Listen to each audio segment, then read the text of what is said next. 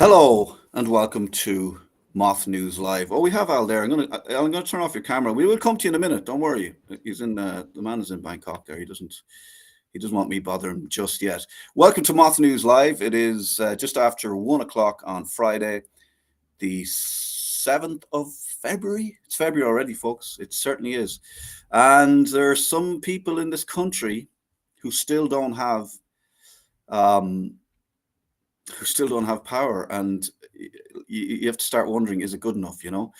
Um, just and it seems to be the older people for some reason. So I mean, once again in this country, we've let the old people down. Let's just get into a news brief for today.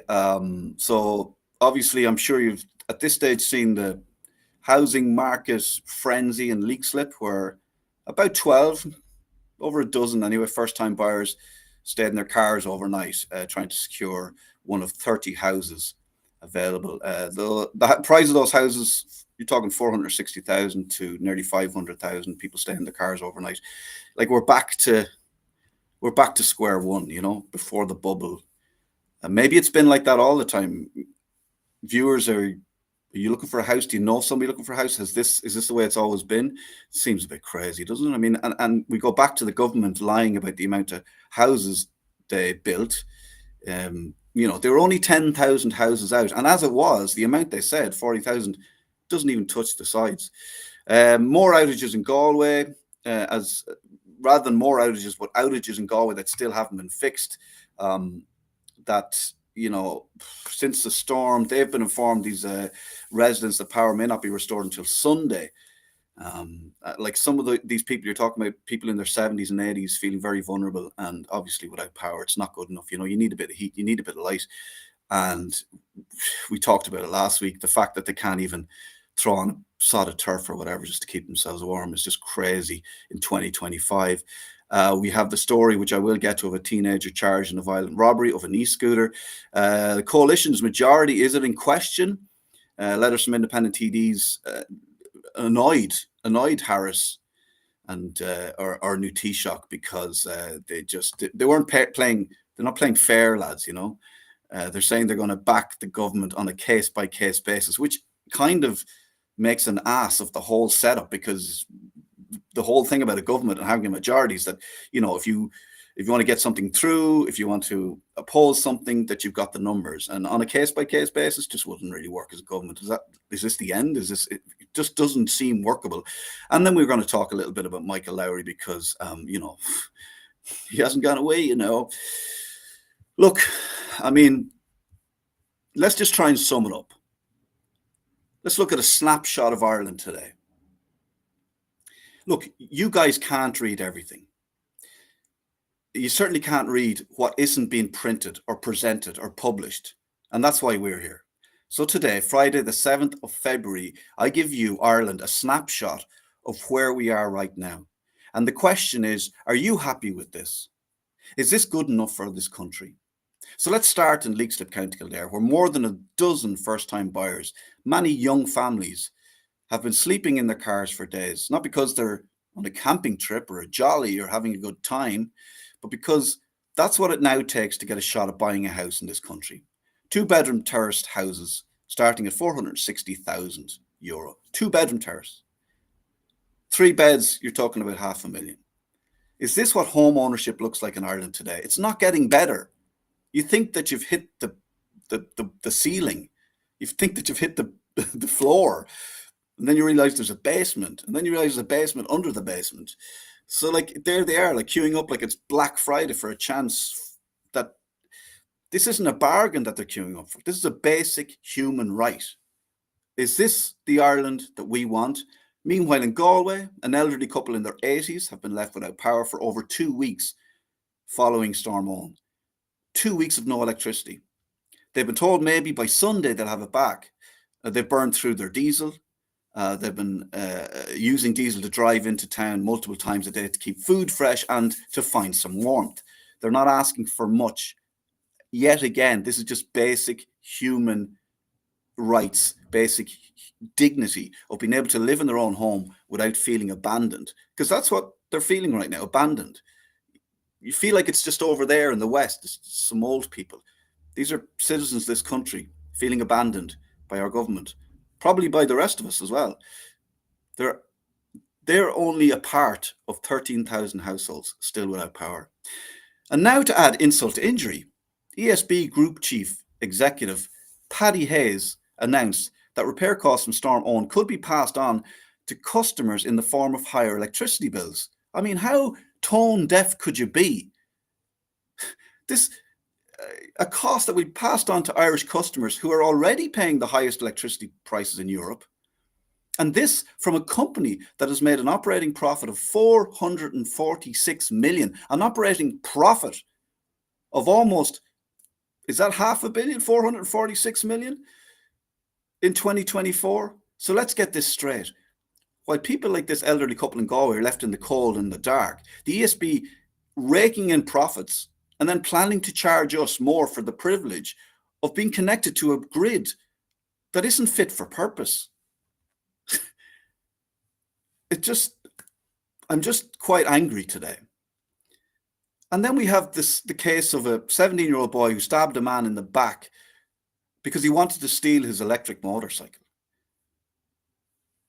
The guy ran off. He ended up with knife wounds. Really, really bad attack. And it's not just an isolated crime. This is sort of a snapshot of society. And are we failing young people and not making excuses? But what drives a teenager to stab someone for an electric bike?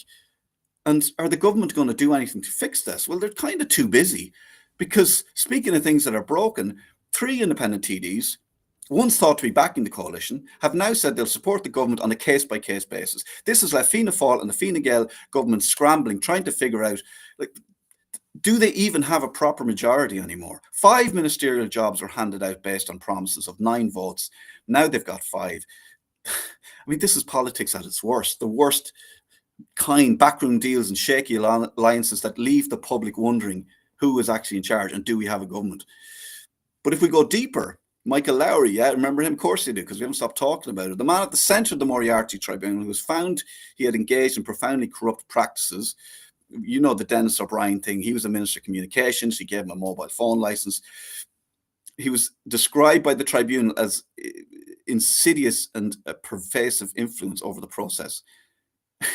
And he's there. He's a TD. He's a sitting TD. Not just that, but he was instrumental in putting the government together. And now this, it's not really related. And like, it's fine that these people are in these jobs because they have to come from somewhere and they have to have experience. And you only get experience by, working on cases.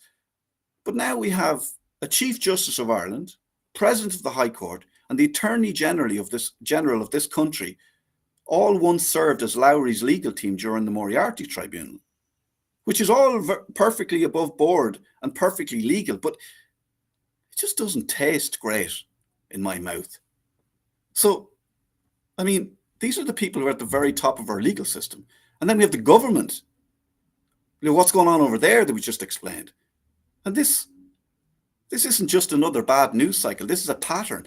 This is a country where families can't afford homes, where the elderly are left to fend for themselves in the dark, and where teenagers turn to violence for things like e-scooters, and where corruption doesn't just survive, it thrives in the very halls of power.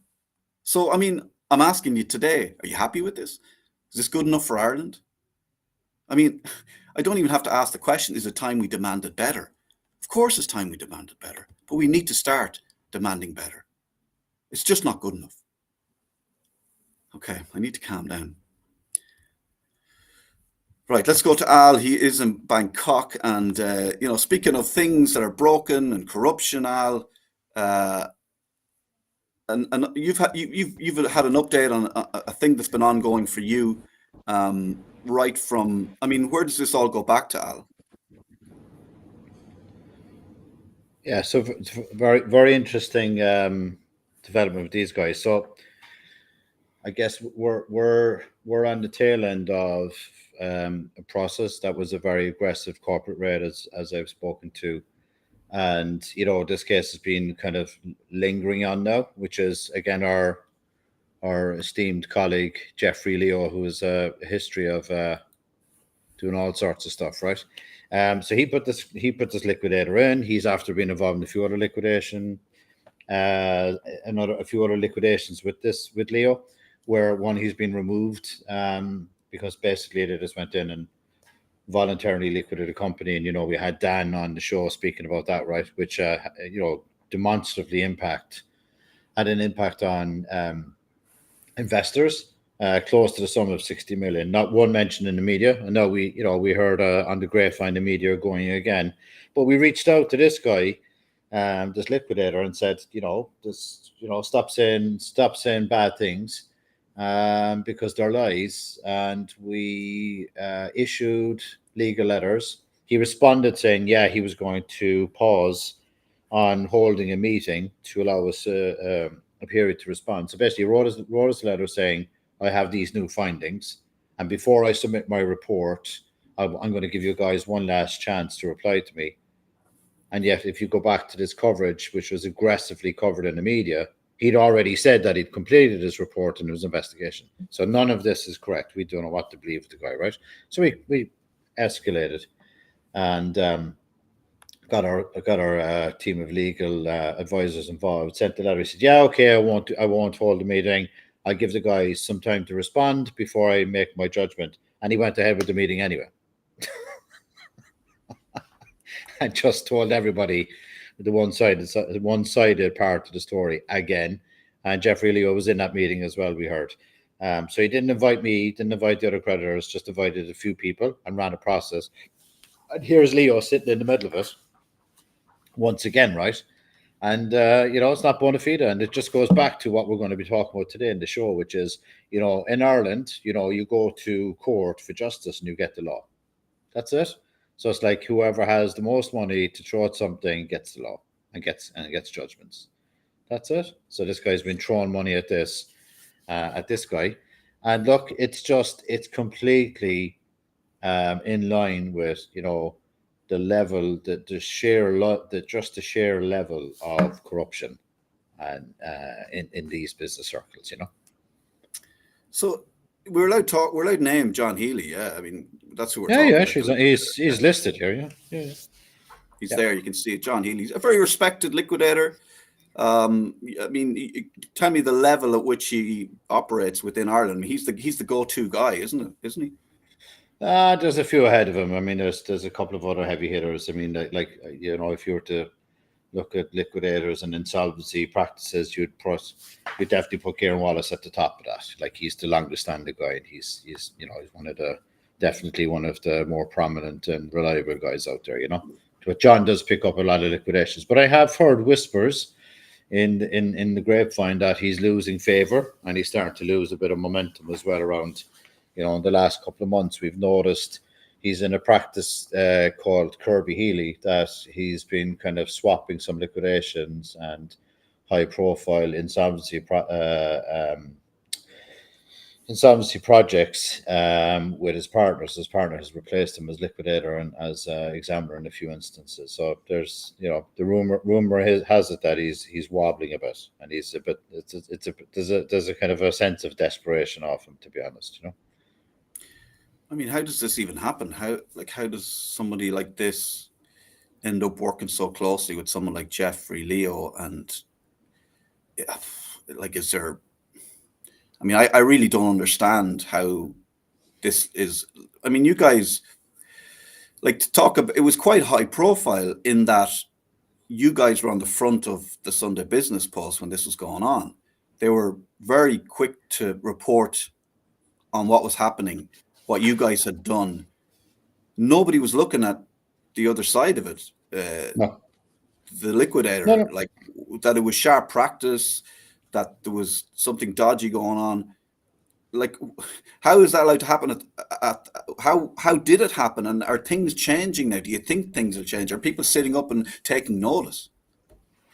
I think people will start to, but we've a lot more to do, right? But yeah, and back to your point, he's never once investigated why the company failed. He's never looked into the investigation of our largest shareholder was buying up shareholding, blocking investment coming in, didn't pay his bills of nearly €5 million.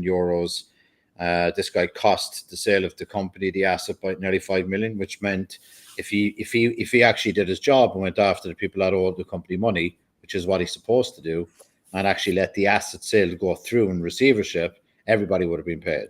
And the company, it would have demonstrated that the company had big value.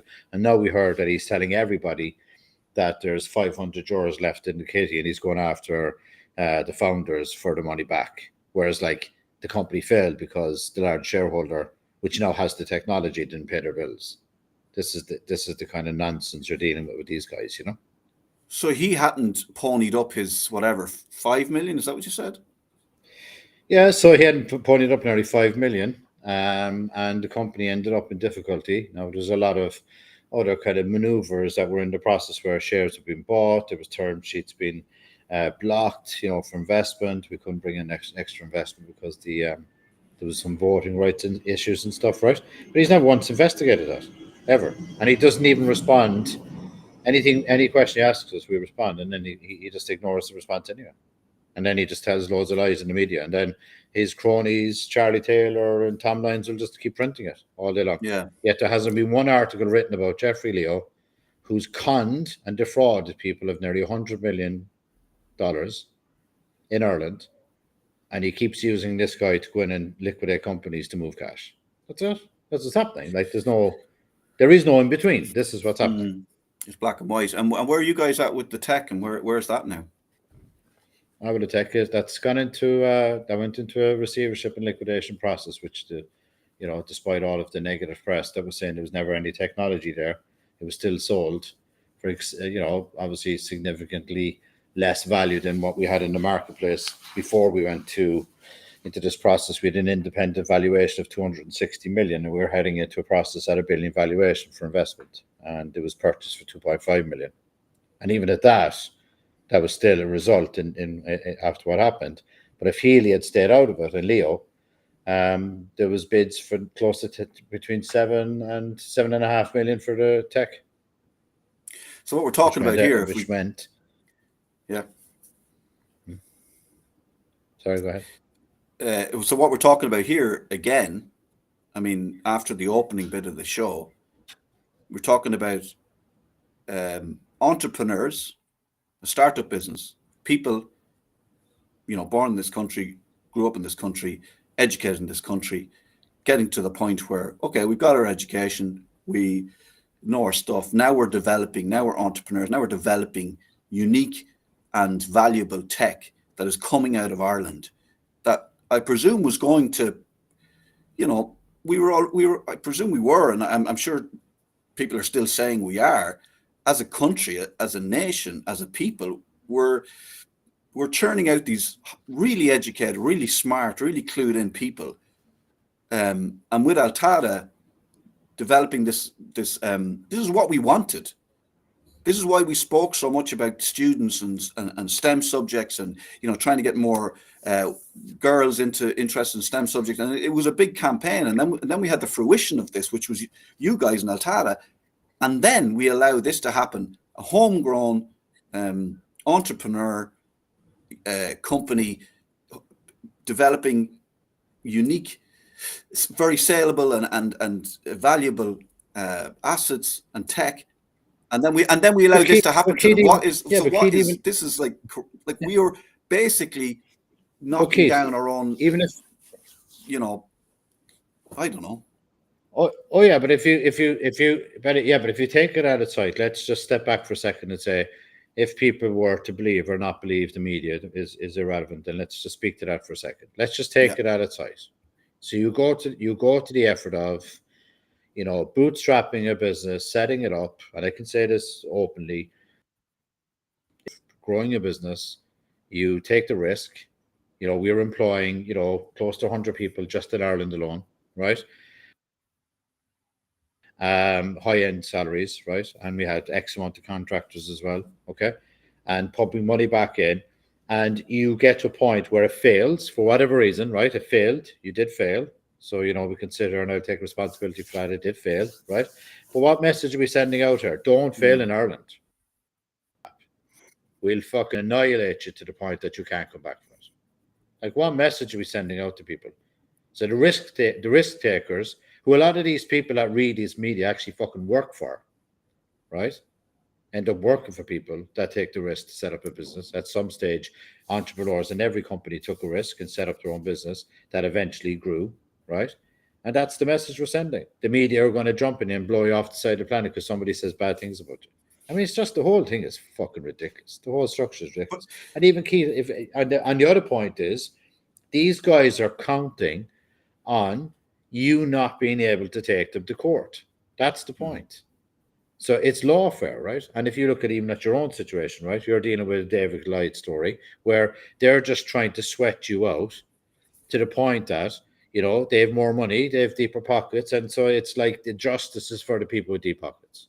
That's the message we're sending. And by the way, this is the message we're sending out to Ireland. I only had a conversation with a guy this morning in Thailand based on some commercial opportunities, and no way would he look at Ireland. He said, oh, Ireland is fucking corrupt. No, I mean, like, you know, coming from a country that's had its own scandals over the years and issues, right? I mean, you know, for Ireland to have that reputation that, oh, don't set up a company in Ireland because whoever has the biggest checkbook can fucking rob your company. Like, that's basically the reputation we're getting, right? And you can see it in every landscape, you know, the property, hotels, technology, setting up a business. Like, that's, we're getting this Irish mafia fucking reputation, right? I mean, it's absolutely shocking. Yeah, I mean, yeah, I mean, I keep going back to when we started this, and a lot of the stuff you were saying, I was like, don't think it doesn't. I don't think it's that bad.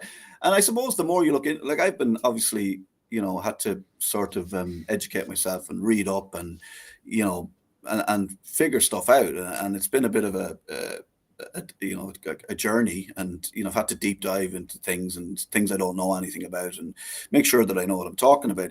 But the terrible truth is that you're right. And if we go back to, if I talk about my own situation, so I used to work for RTE, which many people may or may not know, worked there for 7 years. I was one of these, you may have seen in the newspapers, bogus self-employed. So I was given a contract, which was a self-employed contract. When I got the job, I was instructed to set myself up as a self-employed operator, which I did. Didn't really think much about it at the time, you know, because you're going to work for RTE, who are, you know, the national broadcaster. Yeah, definitely these guys are doing things the right way. And obviously it was an opportunity that I couldn't turn down. They wanted me to present on the breakfast show on a national radio station, which was a huge opportunity. So nothing, you know, I just went along with it. It turns out that the social welfare investigations department contacted me a couple of years ago and said, we want to look into your employment with RTE. And they did, and they came back and said, look, you should have been a member of staff. You weren't self-employed. You're not a contractor.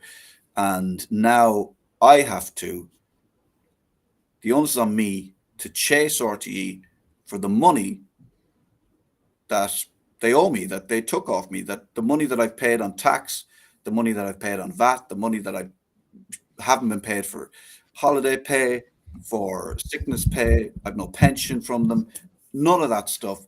It should have been there. I am entitled to it. I think somebody said it to me that they've literally stolen money from me. They've taken money in my pocket, and now I'm dealing with. So I'm emailing them and saying, lads, can we just sort this out? Can you pay me the money? Or, you know, I sent them an email very recently and said, look, I've worked it out. This is the money you owe me. Let's sit down. Let's come to an agreement. I'm not even expecting it all. Do you know what I mean? I'm a reasonable guy. Let's sit down and talk about this. And I said, this is an opportunity for you guys and me to sit down, figure it out, or else I'm going to have to go to court for this. I'm going to have to go to the WRC. I'm going to have to go to the Labour Court. I'm going to have to go to the High Court. And this is where money kicks in. And I feel like this is going to happen. So I said that in the letter. I said, look, and also, I haven't been talking about it much recently, but I will start talking about it again. And there's other things that I haven't spoken about that I will speak about. They came back with an email saying, it's our duty to advise you not to, basically accusing me of threatening them. They were accusing me of threatening them, as in, like, I'll take you to court unless we settle up. what I was saying is, let's settle up now so none of us have to spend money in court. That's not a threat. I'm exercising my rights as a citizen of this country to go to court. And I'm saying, can we just not do that? Because you guys don't have any money. I'm going to have to go and find somebody who will do that, you know, who will back me on this. I'm going to have to find somebody who wants to take RTE on. And so we can do that if you want, but we could just settle it before that. And they accuse me of threatening them. I think we've lost Al for a second. The thing about it is, that to me seemed like a threat, as if they were threatening me. And I just can't get my head around it. I mean, Keith, literally, they threatened me. Yeah. And Keith, look, it'd be fair to say, and I mean this now in very pragmatic terms, like I would have put you in kind of quite woke, right? Like you would have been quite like, you know, you would have been supportive of, you know, the other narrative, right? Until you, because when we first started kind of engaging, you were like, there's no way. Like, what? There's no conspiracy. And here we are saying no. But the reality is, right, that, you know, if you're getting into this mindset of looking at it from the other side to say, this is really out of whack, like there's something really out of whack, we're being actually bullshitted. We're being lied to here. Like, the MSM is a complete fucking farcical media channel. They're not actually telling people. And here we are sitting down, and it just seems to be evolving into an even deeper process where you've got, as you said, there's elderly people in our country today with no power. There's people in the situation where it's not even spoken about. We have a guy in the country that's literally like destroying a complete county, 2 counties, right? 2 towns, right? He's being defended by a credible liquidator. Nobody's speaking about it. You're up against one of the largest MSMs in the country, and it's like, you know, they're just going to try to blow you off the side of the map by using a legal process where they're just going to keep, pardon the pun, mothballing you, right? And it's the same situation with us, Keith. Like, this guy, John Healy, thinks he can misbehave because he's underestimating that we have the financial wherewithal to go after him. He doesn't think we do. And what he doesn't realize is that he's backed the wrong horse, because Leo has none of his own money. He's just been spending somebody else's money, which we heard categorically in the show. And there's probably 10, 15, 20 other Leos out there that are abusing a system because they're allowed to. And this is it's become kind of endemic in Ireland. And that's why, as you said, we're here. And you heard even last week with Declan speaking, right? And he's like, it's a total setup. It's a total setup. How could a country in this day and age be without power? I mean, it's just unbelievable. How could a country in this day and age be in a situation where the corruption is so rife that a guy like you cannot get justice when it is blatant disregard for somebody? Like, it's blatant. It's so obvious that it's wrong, that they've committed a crime. Like, they've even admitted it. If I know I did the crime, but if I'm to pay Keith and the other guys, we'll be out of business. Come on, guys. Asher, come on. Give me a break, you know? Come on. We didn't mean it. Whereas if you did what they did, you'll be blown off the side of the map. That's it. Well, I mean, I'll be very honest here as well with the MOTH viewers. So I had warehoused some money that I owe revenue. And I spoke to them and I said, look, guys, this is something that's going on. This is not money that I owe you. You need to chase RTE for this. And I explained to them, and they said, okay, well, we'll warehouse this for a while.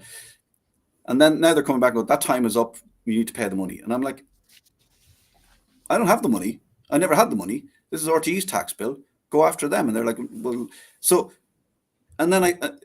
you have to go back to where revenue allowed RTE to give people these contracts. So revenue were okay with them giving me a contract. So they're part of this bogus contract issue.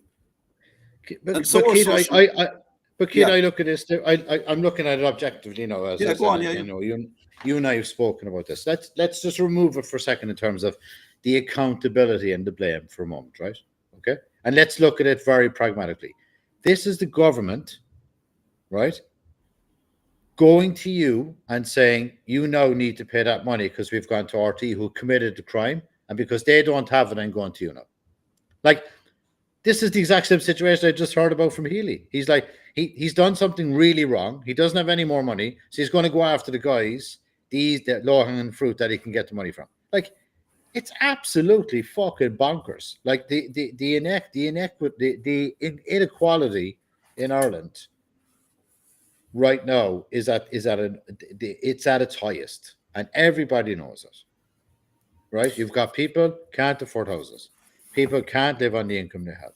People are struggling to, make ends meet. You've got people without power, and here we are sitting with the top 2 to 3%, making millions off the back of policy, abusing the system, and using a draconic legal system that is candidly just an absolute fucking waste of time. You've got, like, you're going to speak to now in a second about Michael Lowry. His entire team represented him on the tribunal, all in very significant pillar roles in the Irish justice system today. Yeah, I mean, so let's look at this story, because I mean, this is just something that, I mean, I sit down during the week, I try and, I see what's going on, I look at all the different social media platforms, and then you're just trying to join the dots. And I'm not like a sleuth.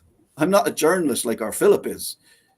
And I'm looking at these things and going, hang on a second. Like, and I just want to reiterate, because I don't want to get myself in any trouble here, but this is all above board and perfectly legal. And, people who end up in, high ranking positions in a country, they've got to work on, big cases, and they're going to be involved in things. And, if you're a solicitor or a lawyer or, a counsel, you've got to represent bad guys sometimes. But now we're in a situation when you just add this in, and, you could say, well, this is not related in any way. That's fine. But let's just look at it anyway. So we've got Michael Lowry, who's back as a sitting TD, kind of controlling the government and reneging on what he said to the government, who deserve it, but still, we need people to run the country, as you spoke about a couple of weeks ago. We just need leadership. I don't care who it is, just do something. So now we've got Michael Lowry, who is messing with the government we do have as a country. So he's messing, he's doing it to us, Irish people. But now we learn that the Chief Justice of Ireland, the President of the High Court, and the Attorney General all once served on Lowry's legal team during the Moriarty Tribunal, a tribunal that found Michael Lowry, who was Minister for Communications at the time, was handed out a mobile phone license to a very prominent businessman. He was profoundly corrupt in what he was doing. He engaged in profoundly corrupt practices, which, and this is their job, the Attorney General, now the Chief Justice and the President of the High Court, they were on his team defending these profoundly corrupt practices. So, are they in those positions going, we've seen the worst corruption from a minister in this country. We were on his team. We were his counsel. So we're here to change things. Is that the sense that Ireland is getting from our legal leaders? So you're talking about the two pillars of society. You're talking about legal and you're talking about political.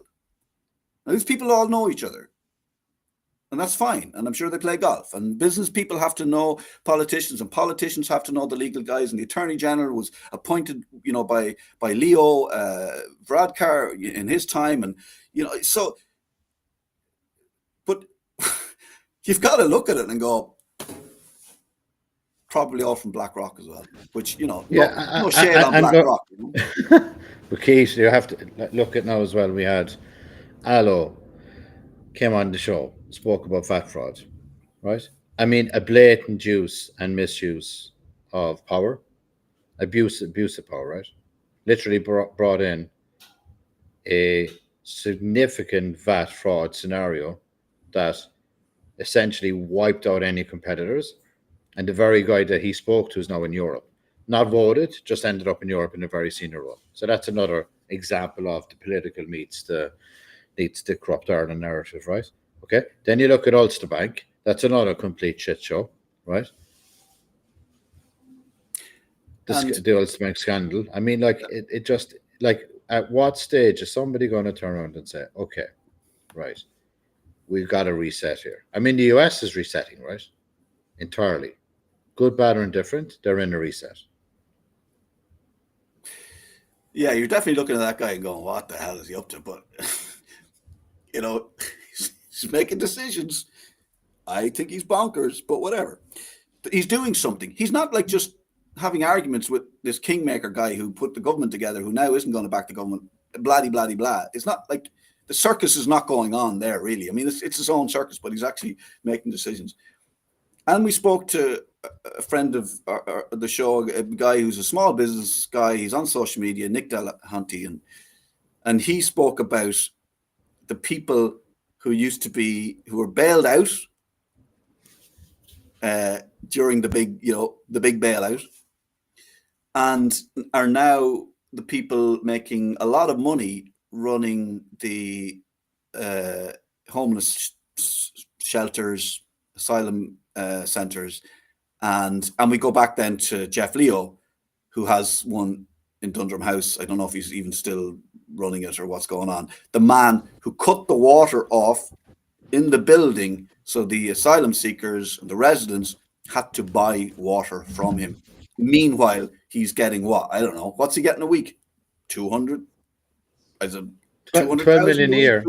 12 million a year. I actually thought 250,000, a month might sound too much, but 12 million a year. So, like, it's very hard, as you say. Like, I'm a trusting guy. I, pretty much kind of like try and get on with my life, and and pretty much take things at face value. And you call me woke.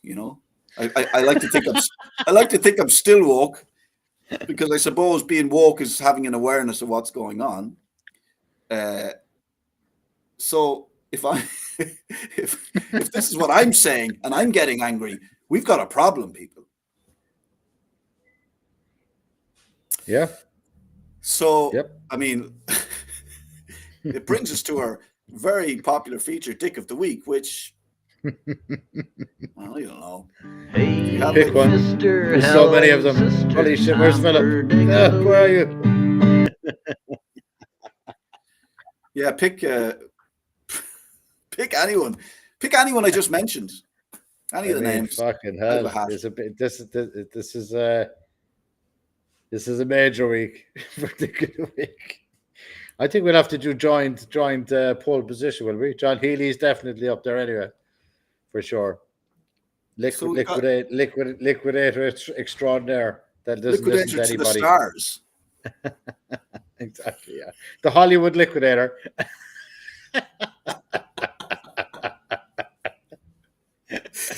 I only represent all the glitz and glamour of bringing companies down. I'm your man. Hi, I'm Troy McClure.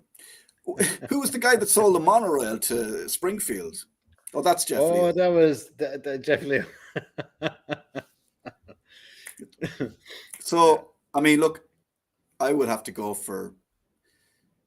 It's good to see the Taoiseach and Harris, who never signed anything, all right? He never signed a thing for anything. Not the Children's Hospital, not nothing. So Harris, and it's good to see those guys being shafted. But I'd have to go for Lowry as my Dick of the Week again, I think. You got it last week, yeah. He's under pressure, all right. Yeah. He's under pressure now. The government's under pressure. I know you have to head off, Al, because you've got a flight to get. But thanks for joining us from Bangkok, you jet setter, international man of mystery, James Bond type. How's it going? Are things going well? Are things happening? Yeah, things are going very well. I mean, like it's the paradox to what we discussed. Thankfully, Irish entrepreneurs and inventors have still got a really good reputation in terms of being able to come up with some novel stuff. Companies doing very well, reputationally wise, scaling very quickly, and this little wrinkle that these guys are throwing at us is not going to stop us for sure. Yeah, it's good, enjoying it, and Bangkok is definitely up there as one of my favorite cities now, for sure. It's Crazy a place. super city. I was lucky to be there. It's a long time ago now, but I absolutely loved it. And Kuala Lumpur as well. I love that. I just love when you step off a plane, you think you just walked into a fan oven, Yeah, I was up in. I did get to the Hangover 2 building, so I kind of had a look at the tower. Bangkok has me now, Keith. Well, I've been trying to reenact the Mike Tyson version of Bangkok. Yeah. Next week when you appear on camera with a tiger, a tattoo on your face, and one tooth missing, we'll know you're having a good time. Yeah. Do you have to go? Are you under pressure? Yeah, if that's okay, man. Yeah, I'm going to kick you off now, and we go because we spoke to Philip during the week, and I can play that interview now. Cool. Al, have a good week. Thanks for getting out there and representing the country and making shit happen. Good ambassador. Right, thanks, Keith. See you, dude. Take it easy. Bye. There you have it. That's Al from Bangkok. I think I saw a tiger walking past in the background there just as I hung up. So we have our own issues in this country. Philip O'Connor, who works for MOTH, he's our lead reporter, head of editing. I don't know what he is. Sorry, Philip, you're like really important editorial guy. And keeps us all in the straight and narrow and does a lot of good work as well. He's been over in Sweden working for, we've lended him out to a few other media outlets to report on the tragedy that was a school shooting over there in Sweden. And I can play you that interview now. And one of the questions I did ask him was, Sweden, you think, like we did with Norway, like never in a million years, a school shooting doesn't seem like not going to happen somewhere like that. And I did ask him, like, is it something that could happen here in Ireland? So, I just started off by asking him to fill us in on what's been going on. As is Philip O'Connor from Sweden. He's still there. Philip, mind yourself if you're looking in. I'm sure you're too busy. And we see you back here next Friday. Thanks for watching. And that's just the bad news. There's loads of good news out there. Yeah, I mean, I've worked on some big stories and some big cases in my time, Keith, but this has to be up there with the absolute worst things I've ever seen. It was about just gone 12:30 yesterday when the police first got notice that gunshots had been heard at the Leixlip, which is it's not exactly in downtown Edinburgh. It's a little bit outside, but this is a small town. So I think plenty of Irish people and plenty of viewers around the world will know the kind of vibe. It's 10 minutes drive from where I'm sitting now in the centre of Edinburgh. So the police were warned that this was happening. And at the same time, a fire alarm in the school went off. So there was all sorts of rumours of, fire bombs and hand grenades and all sorts of stuff going on. So basically, the police made their way there as quickly as possible. They have patrols going out around the place. And they realized very, very quickly that this was going to be a very, very big incident indeed. I was at a police press conference this morning and I spoke to two of the chiefs of police here. And they told me that when they arrived at the school, they were actually shot at by the gunman.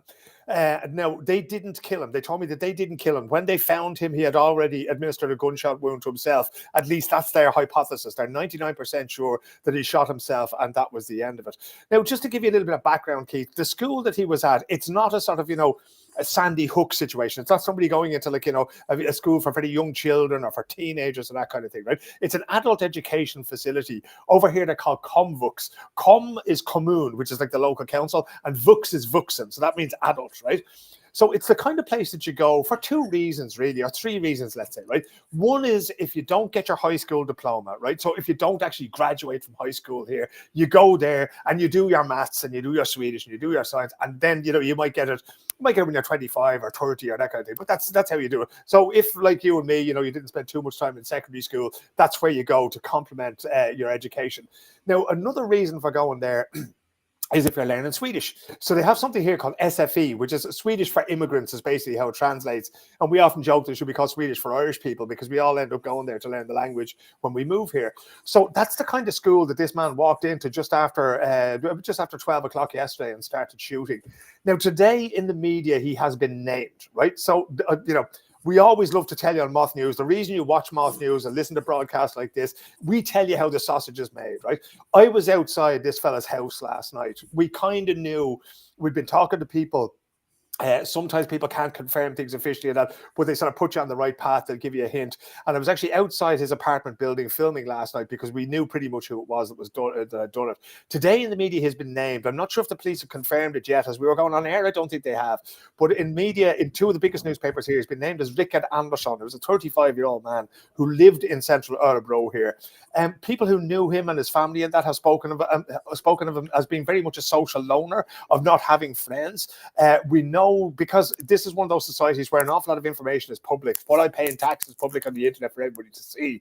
So we know that Rickard didn't graduate from high school. In fact, he failed most of his subjects in it. So at 35, he was actually in this school up until 2021, studying mathematics and that kind of thing to try to get up to a high school diploma. Rickard, we also know that he held a hunting license. He had a license to have 4 firearms at home. And that's going to surprise some people listening to this, Keith, because people think of Sweden as this, social democratic paradise, as the antithesis, if you like, of, North America or the United States of America, where you can buy guns at a supermarket. Guns are actually quite common here in Sweden and in Norway. Hunting is a big part of the cultural life here. This is a rural town, and hunting is a big part of that. So we know that Rickard had a license for 4 different guns at home. We know that in order to have that license, you have to have a license to hunt, right? And that all comes down to firearm safety and how to handle them and load them and unload them and deal with your capture and all that kind of thing. So that's what we know about him at the moment. But as you mentioned in the introduction, and this was weird, and the police rolled back on it a little bit earlier on today, Keith. Last night they said it's not terrorism and it's not ideological. And pretty much everybody in the country went, how can you tell? Right? How have you gone through his phone? Have you gone through his computer? Have you gone through his social media profiles? Have you gone through all these things and found out? And if you haven't and you're just guessing, that's fine too. But it's actually impossible to say something like that close to the incident and say that it wasn't ideological. The fact that some of the people who were killed there were in the Swedish for immigrant classes and that they would have been of a foreign background might suggest that there would have been an ideological reason. And I'm not saying that there was, but what I'm saying is, if I was the police, I wouldn't have been telling people that this wasn't terrorism. I wouldn't have been telling people that this wasn't ideological, because I will tell you for a fact, Keith, that there are people out there who are in terror. That's where I've come from now. I've just been across the road from the school between about 4:30 and about 6:30 local time here. And it was broadcasting live. And if you had your television on at that time, I guarantee you will have seen the pictures that I was broadcasting, because it was just candles and flowers and candles and flowers and people standing there crying because this has come into their lives in this sleepy little rural town. Now, all of a sudden, they are up there with Dunblane. They are up there with Sandy Hook. They are up there with Utøya in Norway. It's finally come to this town of Örebro where I'm sitting tonight. So the terrorism ideological, reason for the attack, it's very strange because, as you said, people have been terrorized. But what we now know terrorism means is if, somebody, with a different skin color maybe, or from another country, or has a reason to hate the country and is trying to exact some revenge. And then the ideological side of it is, somebody maybe local who doesn't like the immigrants that have moved into the area. So they're the two camps, but ultimately it doesn't really matter. I presume, first of all, that the local police are saying that to quell any kind of reaction from, you do have people in Sweden who, I don't know, would you call them Nazi? Would you call them right wing? Like they're skinheads. I know that there is a grouping of people in Sweden, and it's there. It's underground, but it's there. So, I mean, that's, I presume, the police trying to stop anybody having a reaction to what happened. Or I'm sure you can tell me about social media and what was going out in social media about what happened, all the guessing and the presuming and the stirring up of the pot of ignorance and violence. So, I mean, that's kind of like, it's interesting that, like, we have to say these people are terrorized by what happened. To say it wasn't terrorism in inverted commas, but people were terrorized. Yeah. And has there been reaction from the different sides, from left wing, right wing?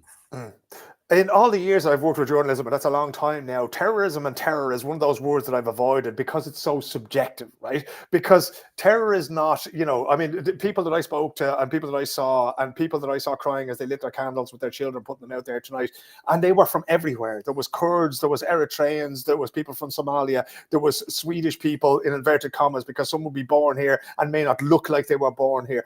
These people were terrorized, right? But in the political sense of the word, in the medial sense of the word, that's one of those things that people like to avoid, right? Because to suggest that one way or another, it's the same thing if it had been somebody who goes to a mosque on a Friday rather than a church on a Sunday, or maybe doesn't go to church at all.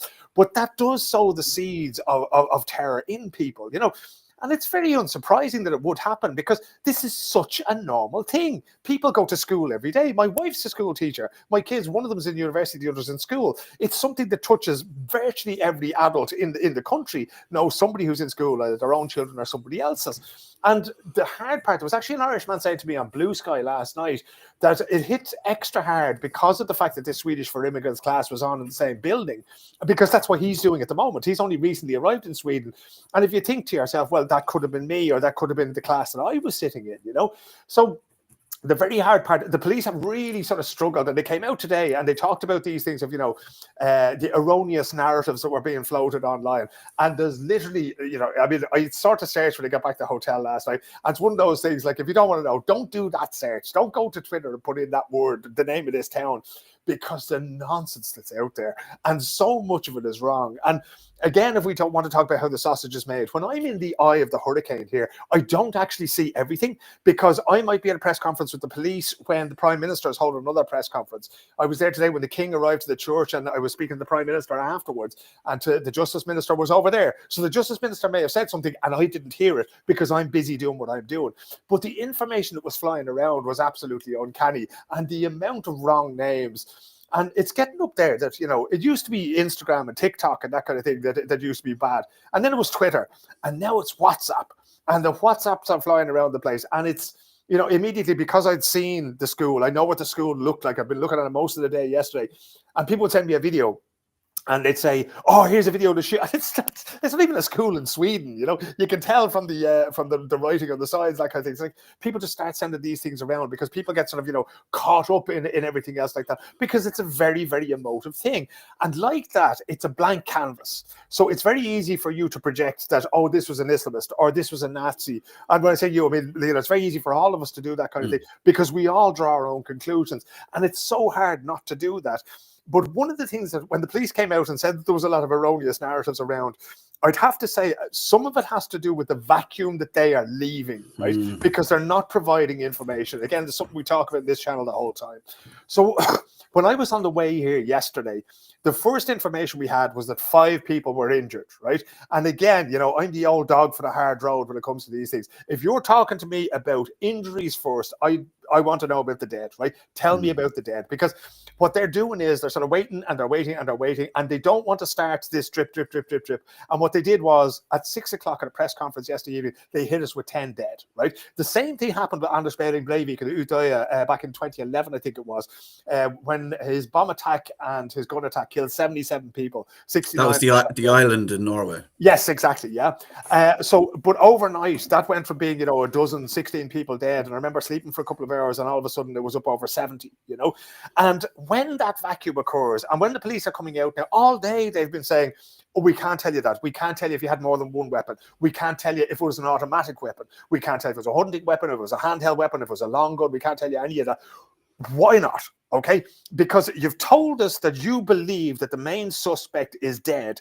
Tell us what you know, okay? Now, I fully understand that this is one of the biggest criminal investigations that will ever happen in this country, maybe second only to the investigation into the murder of Prime Minister Olof Palme in the 1980s, right? This is going to be huge. And establishing, because this is owed to both the victims and to the town and to the people of Sweden, the citizens of Sweden, establishing the timeline and establishing the motive for this is vitally important to Swedish society, right? But that won't be changed by saying, we believe that he had more than one weapon. we believe that the weapon was of this type, of this caliber, right? Give people something that they can discuss, right? Because at least then, if you're going off Googling something, you can Google how many rounds a Glock holds. You can Google how, if you can buy an AK-47 over the counter here in Sweden, which you can't, but that will keep you busy, right? Because that vacuum on social media and in social interaction, gossip didn't arrive with Facebook, Keith. Gossip didn't arrive with Twitter or Instagram. This has happened as long as human beings have been able to communicate and make fires. We've sat around those fires telling stories. And oftentimes, and as Irish people, we know this very well, there'll be a little bit of exaggeration in it. But I honestly don't think that society is well served by politicians or the police not telling us what they know in good time. And indeed, I have to say, it's a credit to the journalists who are working here today, an awful lot of them from Sweden, from Denmark, from Norway, and they pressed the police on this and said, you are going to have to tell us these things, and we will keep asking you. And I think that's a very, very healthy sign that the police were kind of going, yeah, we're in trouble here. Our feet are being held to the fire here, and they didn't like it. Now, they didn't change anything, but they are certainly looking at that then and trying to do more in terms of the information that they release to the general public. We may have. Oh, you're back. I think momentarily. Yep. You were saying they didn't change anything, and then we lost you. Yeah. I was saying that, the journalists here in Sweden and Denmark and Norway have been very good at holding their feet to the fire. There was a room full of police this morning. And the way, people have been in media for a long time know that when a press event is being held, sometimes the goal of that press event is to get out of there without saying anything at all, right? And there was very few calories in the police press conference this morning until the one-to-one interviews started to happen, and you go eyeball to eyeball and you start to put people on the spot and saying, okay, what can you tell me and why can't you tell me other things? Because as I say, we will fill that vacuum. As human beings, we are curious. We want to know. We want to understand. And part of that is to do with restoring the sense of safety, right? So in the post 9/11 world, we all wanted to know that it was going to be safe to fly again. In the post-COVID world, we all wanted to know that it would be safe to travel again. It would be safe to sit around a table again and to have a few pints again, And that's part of the rebuilding of public trust, is you get that information, then you can think about it, So one of the things that was being asked the police, for instance, was, had they any reason to be self-critical? Did they react quickly enough? Because I think there was a case in Texas recently of a school shooting. I can't remember the name of the school now in particular. I hope the viewers and listeners will forgive me. But the police basically stood around doing nothing for a long time, and it came out a few days later. So here they were very quick to say, okay, what did you do and how fast did you do it? Did you get the reinforcements you needed quick enough? When you were fired upon, what did you do? Did you retreat? And this kind of thing. Now, a lot of that's operational details I weren't going to go into. They will have to answer those questions in time. Usually what will happen in Scandinavia is a public inquiry will be set up into this, and they will answer those questions in time. But what was good was seeing good, honest to God, hardworking journalists out there today asking those questions, because they're the answers we need to rebuild the trust in one another after something like this has happened. I don't want to seem sensationalist, but you don't expect this to happen in Sweden. I mean, we didn't expect what happened in Norway all those years ago, an absolute devastating tragedy. But I'm sure this is at this community college for adults, I suppose. They're young people as far as I'm concerned. You're talking about 20-year-olds plus. These people, there wouldn't have been security. They wouldn't have expected something like this to happen. I mean, is this something that we need to be looking at in Ireland? The most unlikely place you'd imagine something like this would happen, but... The interesting thing about this country, Keith, is that it is so open, right? And going to, the boundaries of your house, the way if we owned a house in Ireland or in England or wherever else, in a city somewhere, you build walls around it and you put up big fences and people don't see in and that kind of thing, right? Where I live, there's literally pathways between the houses. There's, there's like two houses, and there's pathways between them. And if somebody took a shortcut out to their car on the road and that kind of thing, you wouldn't look crossways at them. I've often taken... a shortcut across a local school's playground, and sometimes you might even do it while school is in session. That's how open these things are, right? There's nothing that's, like anything that you would have around a daycare centre, for instance, wouldn't be more than maybe 1.5 meters high, because the idea is to keep the kids in, not to keep adults out, because until now there has been no reason to do so. Now, the other thing that we have to be wary of is a knee-jerk reaction, right? Because as you mentioned quite rightly, I think it's actually up to 11 people dead now. It is the worst mass shooting in history in Sweden. The previous record was 7 in a place called Fallen, which is a good bit north of here. So we are up to that. But you can't legislate or you can't change the law based on 1 or 2 incidents like this. What Anders Behring Breivik did in Norway was absolutely extraordinary. And I remember being on Marion Finucane's program on Radio 1 back in the day, and I said to her that everything has changed in Norway. Or no, I said to her, oh, it's all changed in Norway now. And she said, what's changed? I said, Marion, everything has changed now. When something that seismic happens, when that level of mass murder happens in the society, you cannot but be changed by it, you know. And what's happening here this evening outside that school, where people are gathering and they're laying flowers and they're lighting candles, there's an area here called Vivala, and Vivala is kind of the sort of the tougher area. It might be the sort of the more underprivileged area around here. The mosque is open, the youth club is open. Adults are there looking to talk to young people about this and reassure them that this isn't every day in Sweden, and it should be no day at all, but it was yesterday. And from now on, everything will be changed. We'll always have this stain. We will always have, you know, the broadcasts that we've seen, the people that we've spoken to, the memorial service that was on today in the big church here in Örebro. We have to deal with this now in some way. The way of dealing with that is not, as Jens Stoltenberg, who was the Prime Minister of Norway back when Anders Behring Breivik carried out his attack, he said that it was more openness and more love that was needed from society rather than the opposite, right? Because when you talk about this guy, Rickard Andersson, who has been named as the perpetrator who took his own life at the scene, his problems appear to be very much psychiatric. He appears to have had very few friends, if any at all. He couldn't get a job, and apparently he had been cut off his social welfare because he wasn't even trying to get a job. But this is clearly a man who had serious problems. And I'm not excusing what he did, or I'm not saying, you know, you'll often find in the headlines that, you know, if it was an Islamist, it might be ideologically or politically motivated. Whereas if it's a white person doing these things, it's always the lone nutter, the lone gunman.